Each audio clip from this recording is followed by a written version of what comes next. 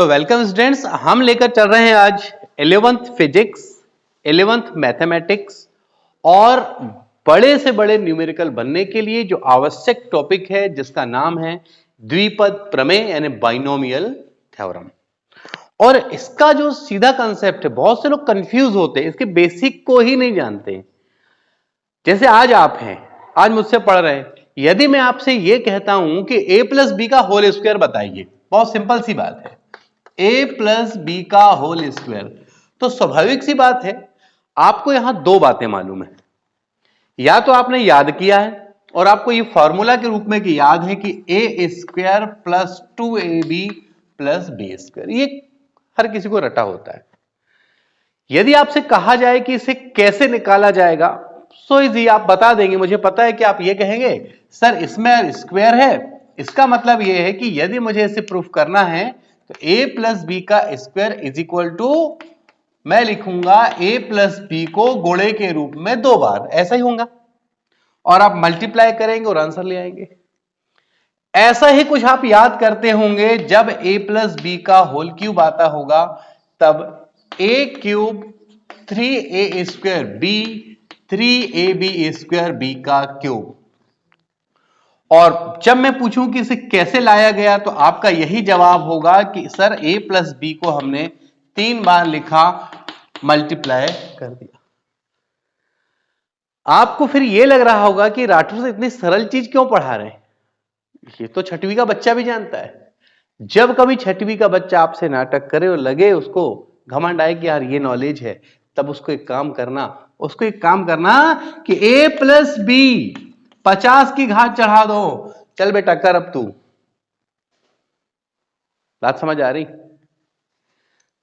तब जन्म लेता है एक स्पेशल टॉपिक जिस पे आज मैं चर्चा करने जा रहा हूं, और वो है बाइनोमियल थ्योरम यानी द्विपद प्रमेय। और नाम से लगता है द्विपद प्रमेय, मतलब दो पदों से जुड़ा हुआ कंसेप्ट है ये। और वो आप देख रहे हैं हर जगह दो पद की बात हो रही है।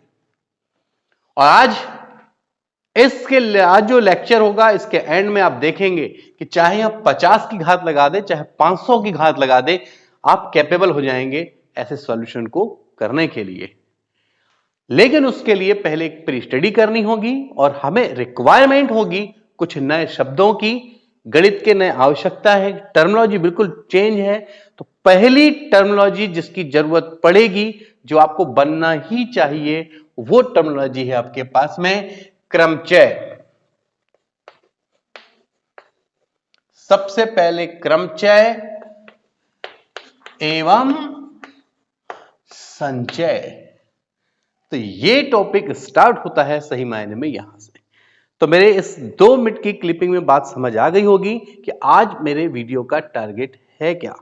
हमारा टारगेट है दो ऐसे पद जो एक दूसरे से जुड़ या घट नहीं सकते हैं, जुड़ या घट नहीं सकते हैं। उन पे जब बहुत पावर हो, बहुत घात हो, 3 4 5 20 25 50 100 200 500, कैसे उसका प्रसार किया जाएगा, इस बात को बताने के लिए द्विपद प्रमेय और द्विपद प्रमेय को समझाने के लिए जरूरी है कि आपको पहले मालूम हो कि क्रमचय संचय क्या है। और साथ ही साथ यहां एक शब्द आएगा जिसका नाम होगा फैक्टोरियल।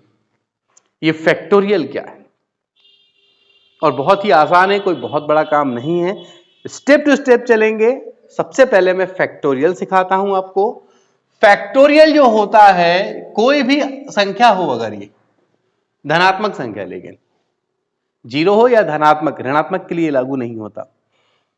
इसमें ये सिंबल है, इस तरह का सिंबल आपने लगा दिया तो आप इसे पढ़ते हैं फैक्टोरियल n। इस तरीके से अगर ऐसा करके यूं कर दिया, इसका मतलब है अथवा, यानी ऐसा भी रिप्रेजेंट कर सकते हो और ऐसा भी रिप्रेजेंट कर सकते हो। और इसका मतलब क्या होता है, बहुत इजी है। जैसे कहीं लिखा है फैक्टोरियल कितना, बहुत आसान है, जो लिखा है वो लिख दो पहले आप, और उससे एक एक कम करते जाओ गुणे के रूप में। यानी बोलो 5 गुणित 4 गुणित 3 गुणित 2 गुणित, ये होता है फैक्टोरियल। जब मुझे कहीं जरूरत पड़ जाए, लिखा मैंने फैक्टोरियल 3, बता दें कितनी वैल्यू आएगी? 3 इंटू 2 इंटू 1 यानी कितनी? तो फैक्टोरियल क्या होता है, ये बात बिल्कुल क्लियर है। ठीक, अब मैं लेकर चलता हूं आपको फैक्टोरियल, जो कि फर्स्ट टर्म था, जो आपको मालूम होना चाहिए द्विपद प्रमेय के लिए। दूसरी बात, अगर मैं आपसे यह कहूं कि n मान लो कि 10 आम है, क्या है 10, और वो 10 आम में 1 2 3, एक में 1 लिखा है, एक में 2, एक में 3, ऐसे लिखा हुआ है। आपसे मैंने कहा जाओ उस 10 में से 2 आम खा लो, कितने तरीके हो सकते हैं? अब भाई 10 में से 2, लेकिन नंबर अलग लिखा है। अब तुम्हारी मर्जी है, तुम गए, हो सकता पहले वाला और 10वीं वाला उठा के खाओ, हो सकता है कि पहले वाला और तीसरे वाला, पहले वाला चौथा वाला, नहीं खाना है पहला वाला, तीसरा और चौथा खाना है, छठवां और नौवां खाना है, कई तरीके हैं। आखिरकार कितने तरीके होंगे? अगर आप अपने तरीके में सामान्य तरीका अपनाएंगे तो क्या करोगे आप? बोले एक काम कर दो, बोले ये पहले वाले के साथ दूसरा वाला, लेकिन बोले एक कंडीशन, पहले वाले के साथ तीसरा वाला, पहले वाले के साथ चौथा वाला, सबके साथ मिला के, बोले 9 कंडीशन।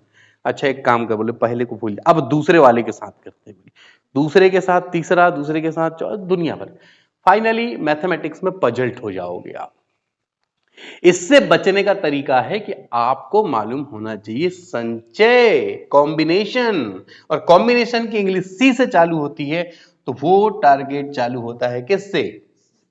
और इसका एक फॉर्मूला NCR, n वस्तुओं में से r वस्तुओं को चुनने के तरीके, n में से r वस्तुओं को चुनने के, बहुत सिंपल सी बात है। देखो, ये जो ऊपर रहेगा उसका फैक्टोरियल निकाल लो, और इन दोनों के अंतर का फैक्टोरियल नीचे लिख दो, और जो घटाए हो उसी का फैक्टोरियल। ये बात और ध्यान रखना, 11th मैथमेटिक्स का स्पेशल टॉपिक है ये, 11th मैथमेटिक्स का पहला लेक्चर भी मान के चलो आप उस टॉपिक का, भले फिजिक्स का है ये।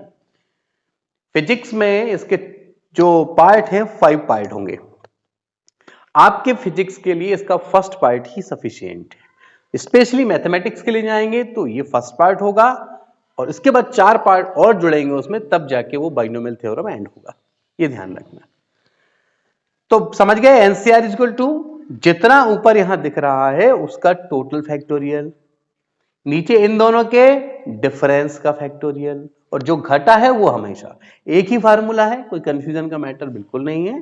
तो अब आप सीख लो, अगर आपको मैंने कहा था भाई 10 में से कितने आम, तो देखो इसके हिसाब से फैक्टोरियल 10, और नीचे क्या जाएगा 10 माइनस 2 का फैक्टोरियल, फैक्टोरियल 2, ये भाई 10 का फैक्टोरियल, 10 में से 2 गया फैक्टोरियल 8, ये आ गया फैक्टोरियल। अब हम क्या करेंगे इसका कैलकुलेशन, तो कैलकुलेशन बहुत इजी है। कैसे इजी है? ये हुआ 10 9 8 7 6 5 4 3 2 इनमेंट अपान, यहां कितना 8 7 6 5 4 3 2 1 इंटू, और ये फैक्टोरियल 2 का है तो 2 इंटू, तो देखो 8 तक के पूरा कैंसिल पहले। अब 2 से कितनी बार कटाइए 9 5, यानी कितने तरीके हो गए 10 में से 2 आम खाने के 45 तरीके।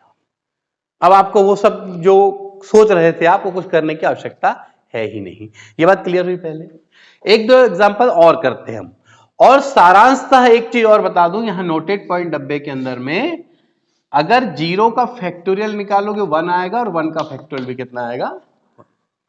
अब मैंने कहा 5 में से 3 दोस्तों के साथ खाना खाना है, 5 दोस्त हैं पर आपको 3 दोस्तों के साथ खाना खाना। अब 5 में से 3 तो भाई हो सकता है कि वो पहला दूसरा तीसरा, पहला दूसरा पांचवा, ऐसा अलग अलग कंडीशन। तो फिर क्या जवाब होंगे, तो फिर जवाब के लिए आपको 5C3 कैलकुलेट करना पड़ेगा इस फार्मूले के आधार पे, और वो होगा फैक्टोरियल 5 अपान 5 माइनस 3, और ये फैक्टोरियल जो यहां घटता है वो बाजू में रहता है। उस हिसाब से 5 का क्या होगा, 5 4 3 2 1। अब 5 में 3 गया 2, तो 2 का कितना होगा, 2 1, और इसका कितना होगा, 3 2 1। 3 2 1 से 3 2 1 कैंसिल, 2 से ये 2 बार, ये हो गया फाइनल। तो इसका मतलब ये हुआ कि 5 में से अगर 3 चुन रहे हैं तो कितना, अब 10 चुन रहे हैं। ये बात पहले क्लियर हो गई, चलो ये क्लियरिटी। इस तरीके से अब आपको जब भी मैं कहूं कि 5C0 लाना है, एक छोटा सा एग्जांपल, 5C0 5C1 5C2, आप ये ला लेंगे ना, कोई कंफ्यूजन? तो सबसे पहले अपनी कॉपियां निकालें, ठीक। जो ऑफलाइन वाले हैं वो कॉपी निकालें, जो ऑनलाइन वाले हैं वो इस वीडियो को पॉज कर दें। पहले मैं जो बोल रहा हूं उसके बाद पॉज करेंगे, उस काम को करेंगे, पहले काम को करने के बाद फिर से आप ऑन करेंगे तो आपको उसका सॉल्यूशन मिलेगा। तो अब मैं आपको कुछ क्वेश्चन दे रहा हूं जो आपको करना है तुरंत। 5C0 5C1 5C2 5C3 5C4 और 5C5, ये वैल्यू मुझे चाहिए, और साथ ही साथ NC0 और NC1 की वैल्यू भी चाहिए। ध्यान रखना है, बिल्कुल ऑफलाइन की तरह अगर फील करना है आपको, तो जो बोला जाता है उसको फॉलो अप करें। ये क्वेश्चन नोट करने के बाद पहले आप इसे पॉज कर दें, सॉल्व करें, सॉल्व करने के बाद जब सॉल्व हो जाए तब इसे ऑन करके फिर आप देखेंगे, मैं इसका सॉल्यूशन दूंगा कि वो सॉल्यूशन सही है या नहीं, ये आप चेक करेंगे।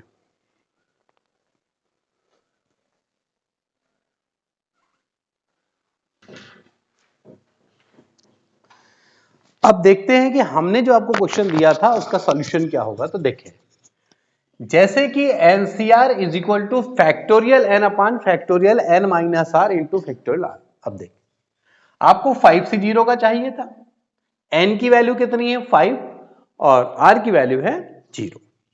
तो ये हुआ फैक्टोरियल 5 को फैक्टोरियल 5 लिखना है, 0 घट भी गया तो फैक्टोरियल 5 आएगा, ये फैक्टोरियल 0।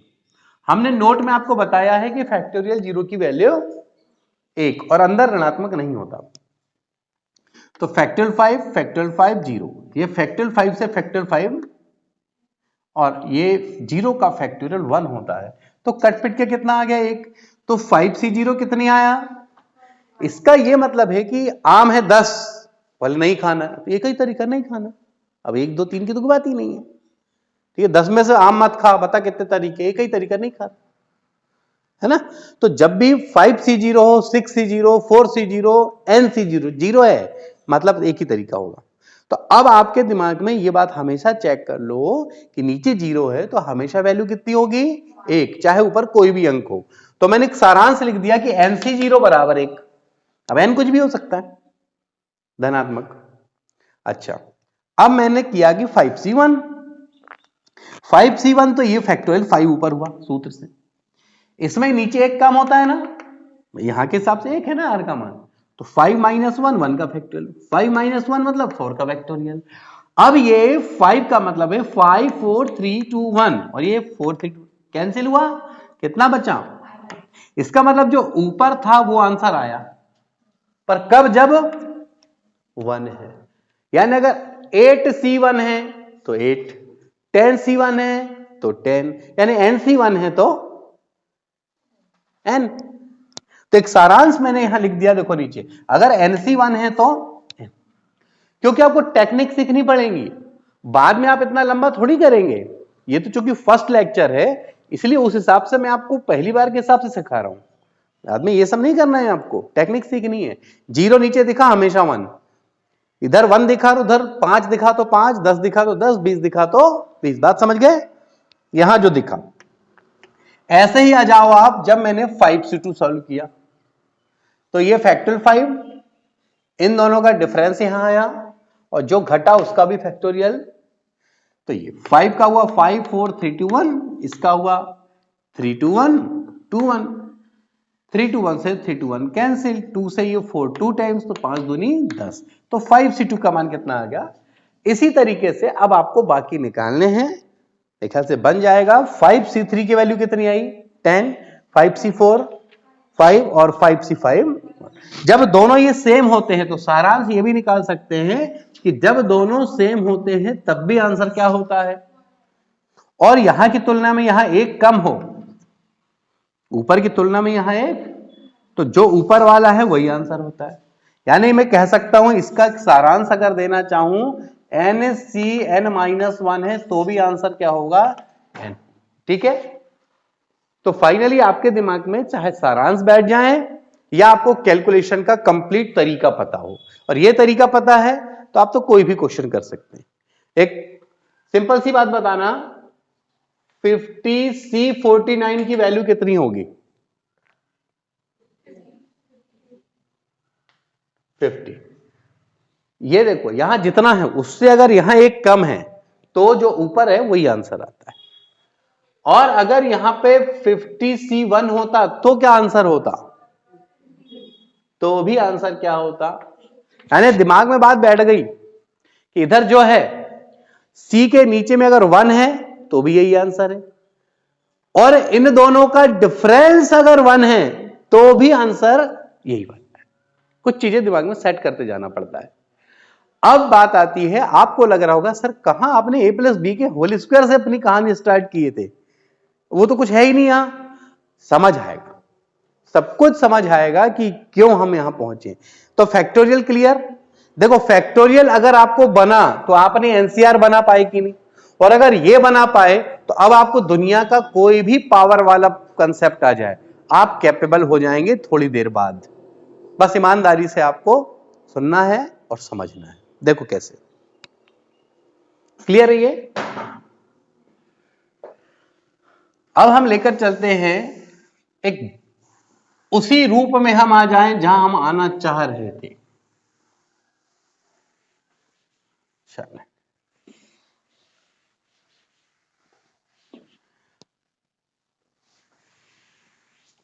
तो आज का जो मेन हमारा मिशन है वो है द्विपद प्रमेय कैसे सॉल्व होगा, और अब मैं आपको बताऊंगा कि कैसे a+b का होल स्क्वायर बराबर a वर्ग धन 2ab धन b वर्ग वास्तव में ये द्विपद प्रमेय की ही उत्पत्ति है। भले आप लोग सिंपल पढ़ते होंगे कि a+b को 2 बार लिखेंगे, गुणा करेंगे, सॉल्व आएगा, है ना। अब मैं आपको बताता हूं कैसे। देखो पहले सिस्टम सीख लो मेरा। द्विपद प्रमेय, फर्स्ट प्लस सेकेंड, उस पे कितने की पावर भाई? पहला दूसरा पद कुछ भी हो सकता है, हमको नहीं पता। बड़ा सिंपल सा कंसेप्ट लेके चलो, बाइनोमियल थ्योरम हाथों में आएगा।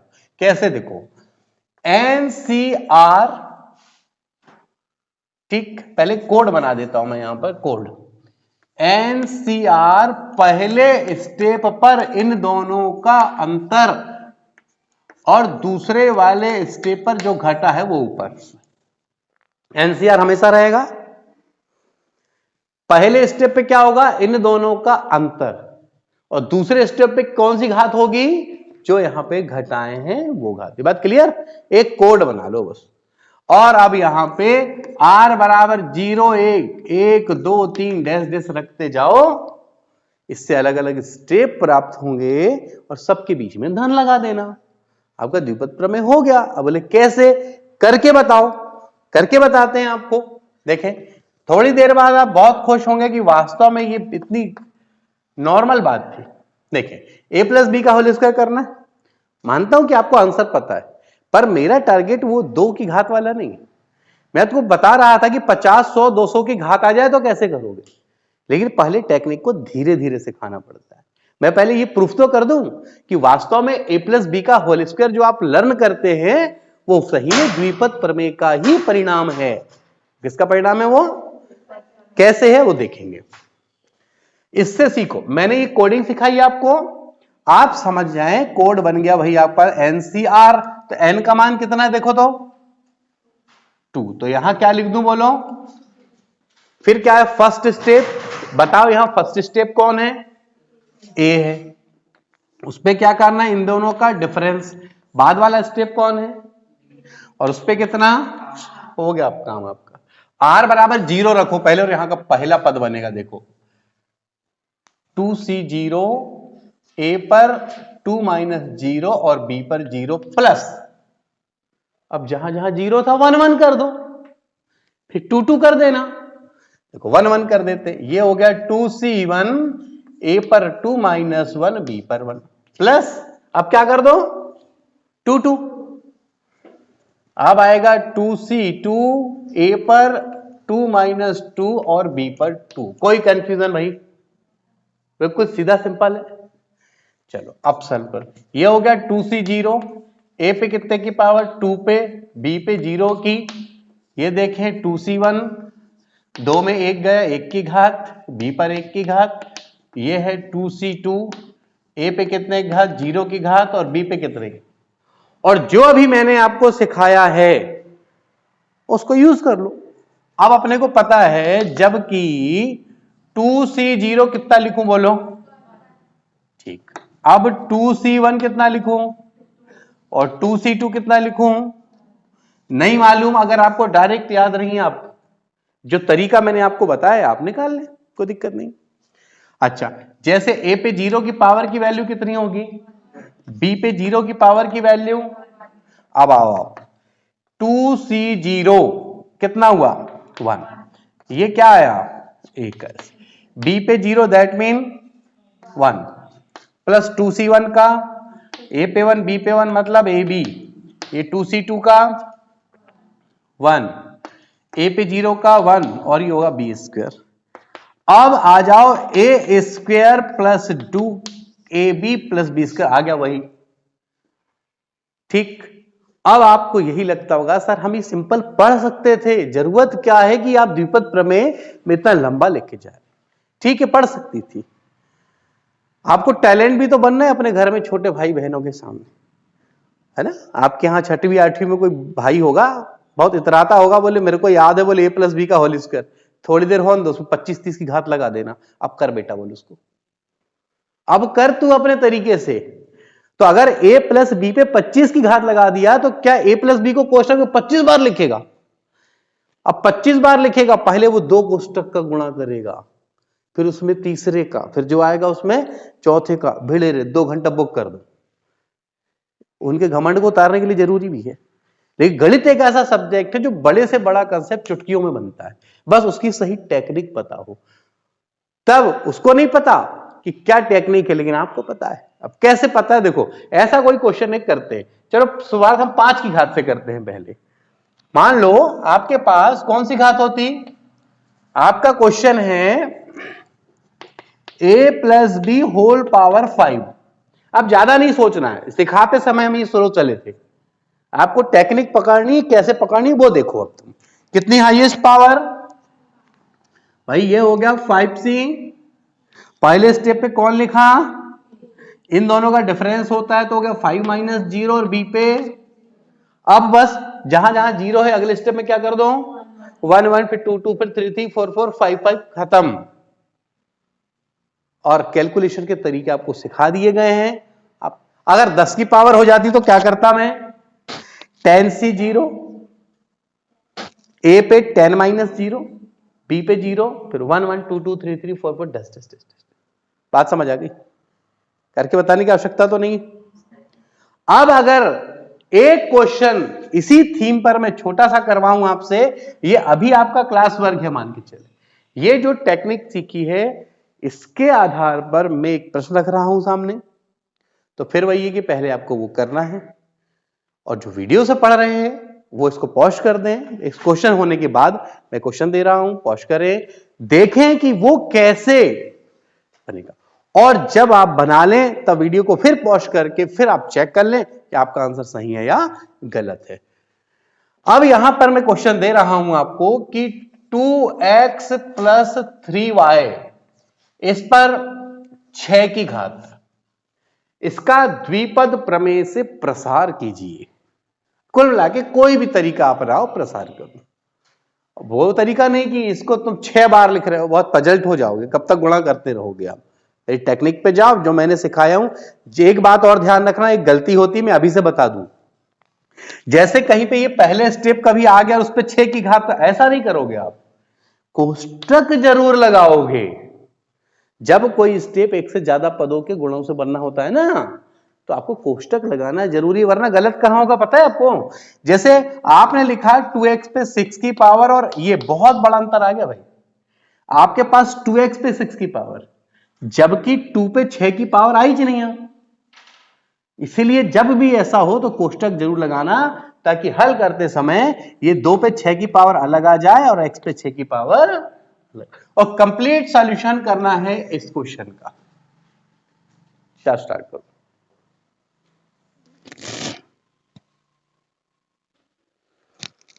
चलिए अब ये देखिए कि आपने जो सॉल्यूशन किया है वो सही है या नहीं किया है। ठीक है, तो देखें एक बार चेक कर लें। भाई हमने सिखाया था आपको 6c0।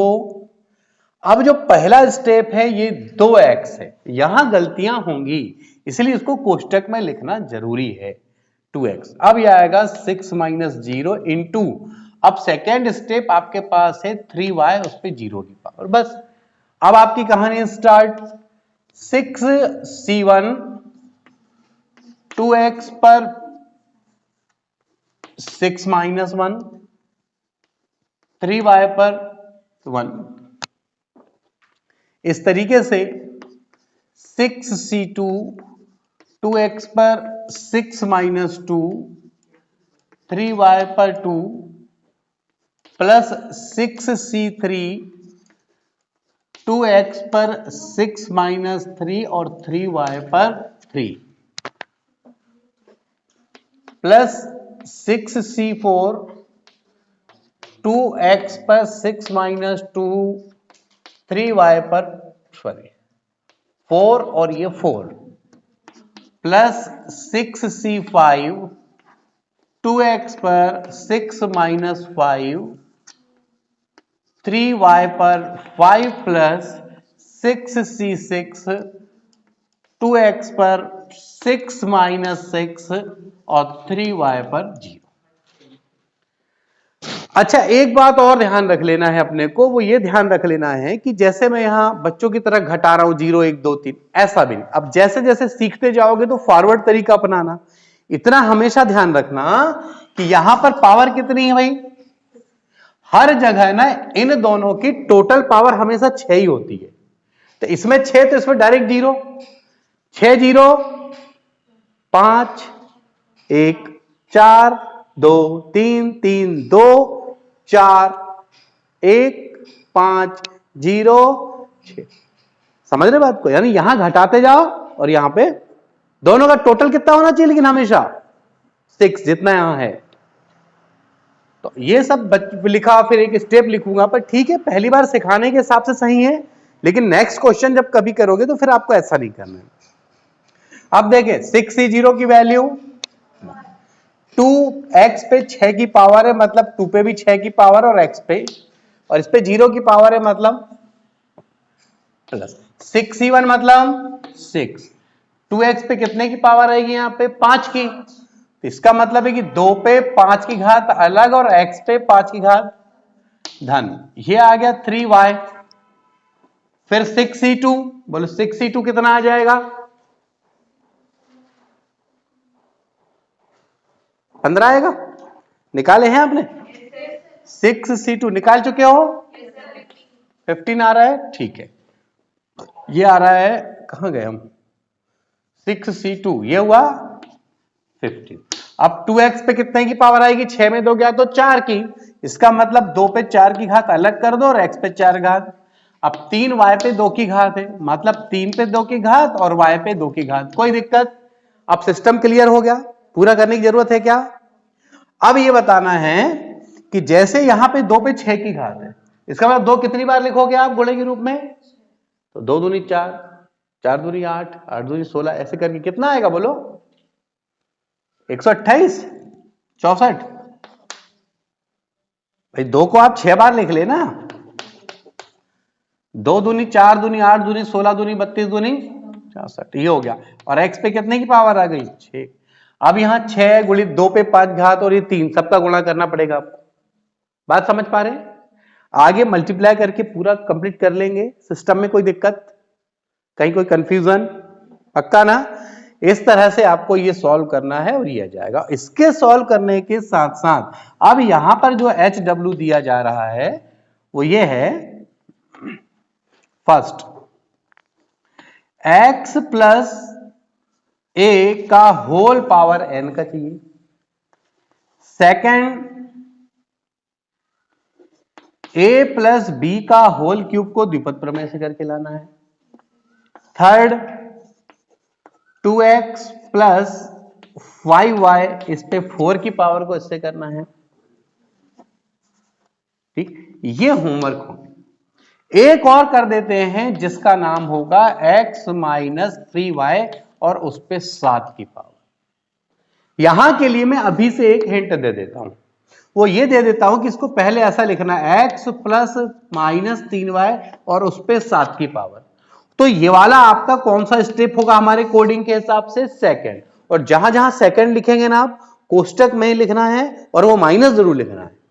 और माइनस का क्या होना है ये सामान्य गणित के नियम पे डिपेंड करेगा। जहां सम की घात होगी तो धन हो जाएगा, जहां विषम घात होगी तो वो जब करेंगे तो आपको क्लियर हो जाएगा। ठीक है, ये दूसरा ये है एक और पॉइंट कि जैसे कभी भी मान लो a प्लस बी का होल पावर कितना है? n है, तो इसमें पदों की संख्या कितनी होती है ये बताओ। a plus B whole power n में कभी ऑब्जेक्टिव में पूछ लेगा में पदों की संख्या कितनी होगी। अच्छा बताओ कि a प्लस बी का होल वर्ग को जब तोड़ते हो तो कितने पद आते थे? 3। 3 वाले को तोड़ेंगे तो 4। इसका मतलब जितनी संख्या ऊपर दिखती हो उससे एक ज्यादा, यानी यहां पे पदों की संख्या कितनी होगी? जितना होगा उससे एक, हमेशा एक ज्यादा पद होते हैं, ये ध्यान रखना। लेकिन अगला कंसेप्ट जो फिजिक्स के लिए उतने काम का नहीं, पर फिर भी पता रखो, अगर यहां माइनस आ जाता, a प्लस बी पे माइनस होता, तो फिर कितने पद होते इसके? अनंत पद होते। पर ऐसे कंसेप्ट की आवश्यकता फिलहाल फिजिक्स में आपको नहीं है, वो मैथमेटिक्स के लेक्चर में जाएंगे, वहां इसका एक अलग रोल होगा। दूसरी बात मैं आपको यह बता दूं, एक बात ध्यान रखना, ये जो इतना एक्सपांशन अपन कर रहे हैं, यदि कभी ऐसी जरूरत पड़ गई कि पहला पद धन दूसरा पद, इस पे कितने की पावर है मान लो, आप एक्सपेंशन करते हैं, लेकिन अगर ये जो दूसरा पद है, दूसरा अगर पहले पद से बहुत ज्यादा छोटा हो, ठीक, यानी ये वाला पद पहले की तुलना में छोटा ही नहीं हो बल्कि वेरी वेरी लेस देन, ये छोटा का चिन्ह है ना, कि पहले पद की तुलना में दूसरा पद क्या है? छोटा, लेकिन ज्यादा बार लगाए उसका मतलब वेरी वेरी लेस देन, यानी बहुत छोटा हो।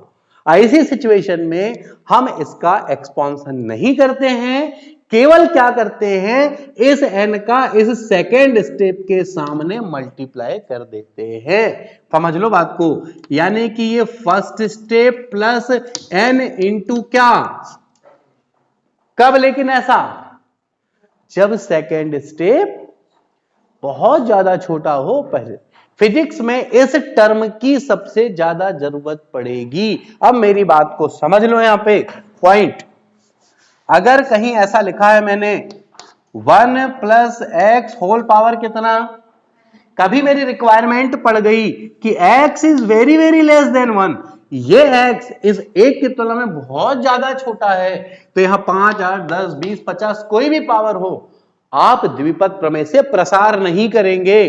तो फिर क्या करेंगे? केवल इस n का कहां गुणा कर देंगे? उसी के सामने जो बहुत छोटा हो, एक धन nx, ये होगा आंसर, ये आंसर होगा हमेशा। और इस टर्मिनोलॉजी की सबसे ज्यादा जरूरत पड़ेगी फिजिक्स में, जब मैं आपको मेजरमेंट पढ़ाऊंगा और जब मैं आपको ग्रेविटेशनल यानी कि गुरुत्वाकर्षण के बारे में पढ़ाऊंगा। ठीक है, तो ये कंसेप्ट हमेशा याद रखें। मैं आपसे उस समय यही कहूंगा कि बाइनोमियल थ्योरम आपको पढ़ाया था मैंने और ये कंसेप्ट था। ठीक, बहुत सिंपल सी बात, जो सारांश है वो क्लियर है, एक्सपेंशन क्लियर है। तो बात समझ लें, आज का जो लेक्चर था उसमें कौन कौन सी बातें हुई। उसमें मैंने स्टार्ट किया था आपको a प्लस बी के होल स्क्वायर को कैसे सॉल्व करते हैं, a प्लस बी का होल क्यूब, जो कि एक आपका बचपन का रटने वाला तरीका था। फिर मैंने आपको बताया कि ऊपर यदि 10, 20, 50, 100 की घात आ जाए तो आखिरकार क्या होगा, तब जन्म लेता है द्विपद प्रमेय। और द्विपद प्रमेय को समझाने के लिए मैंने आपको समझाया पहले फैक्टोरियल, फैक्टोरियल से लेकर चला मैंने NCR, n में से r वस्तुओं को चुनने का तरीका, और वो जब मैंने क्लियर कर दिया तब द्विपद प्रमेय के लिए मैंने आपको कोडिंग तैयार किया, जिसमें कोड था NCR, फर्स्ट स्टेप पे n-r की घात और सेकंड स्टेप पर r की। और जब बनाना होता था तो r की वैल्यू को 0 रखना है, फिर 1 रखना है, 2 रखना है, डैश डैश डैश n तक रखना है। और उसके कुछ क्वेश्चंस किए, फिर मैंने आपको प्रूफ कराया कि a प्लस बी का होल स्क्वायर सही मायने में द्विपद प्रमेय का ही एक उदाहरण है। फिर मैंने एक थोड़ा अलग हटके क्वेश्चन लिया, ये इसको आपने किया, और ये कुछ आपके पास क्वेश्चंस हैं। यकीन माने इस पूरे लेक्चर को देखने के बाद पूरे ईमानदारी के साथ यदि आप इसको करते हैं तो शायद माइनर कोई मिस्टेक हो सकती है, वरना ये कंसेप्ट क्लियर है। और फिर भी कोई कंफ्यूजन है तो वो व्हाट्सएप ग्रुप पे या कमेंट्स पे, या जब ये प्रीमियर में वीडियो चलेगा तो एक बात और ध्यान रखेंगे आप सभी, यही वीडियो एक समय आएगा जब प्रीमियर चलेगा। प्रीमियर का मतलब आप समझते हैं ना, जब ये YouTube पे डलेगा, प्रीमियर आएगा, तो आप बढ़ा नहीं पाएंगे उसको, मर्जी से आप बढ़ा नहीं पाएंगे, वो पूरा फुल वीडियो चलेगा। नीचे चैट कर सकते हैं आप, तो उससे फायदा क्या है मैं आपको बताता हूं। जो टॉपिक यहां हो चुका है मान लो, उसका मैंने एक प्रीमियर डाला, तो आप सभी जितने उसमें हैं रहते हैं ग्रुप में, वो चैट कर सकते हैं। जैसे मैं कुछ क्वेश्चन बोल रहा हूं कि ये होगा या वो होगा, जैसे जब मैंने ये स्टेप कहा था, बोले a प्लस बी के होल पावर में कितने स्टेप होते हैं, तो आप अपने प्रैक्टिस के लिए वहां पे टाइप कर सकते हैं n+1, क्योंकि अब आप सीख चुके हैं, तो आपको यह पता चल जाएगा कि आप कितना सीख पा रहे हैं। इसको प्रीमियर कहते हैं, ठीक है। जब भी प्रीमियर वीडियो डालेंगे उसका पहले से आपको नोटिफिकेशन आ जाता है। हाँ, जिसका YouTube पे सब्सक्राइब नहीं है उसको नहीं आ गया है ना, तो वो ध्यान रखना है। क्लियर है ये? अब हम चलेंगे अपने नेक्स्ट लेक्चर।